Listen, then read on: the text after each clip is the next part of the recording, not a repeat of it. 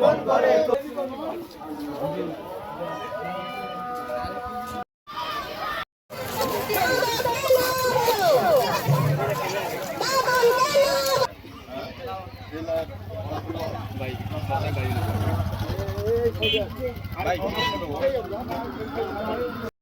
তোমরা এলাকায় থাকো, কারণ পাপকে ঘৃণা করো, পাপীকে নয়।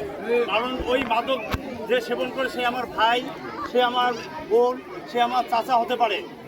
তাদের অংশগ্রহণ, এই সবাই মিলে যদি আমরা প্রতিজ্ঞাবদ্ধ হই তাহলে মাদক আমরা নির্মূল করতে পারবো।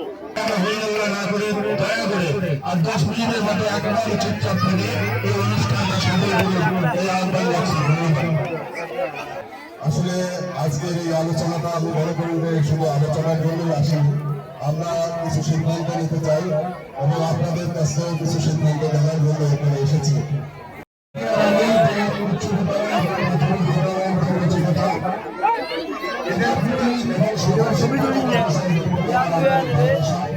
এদের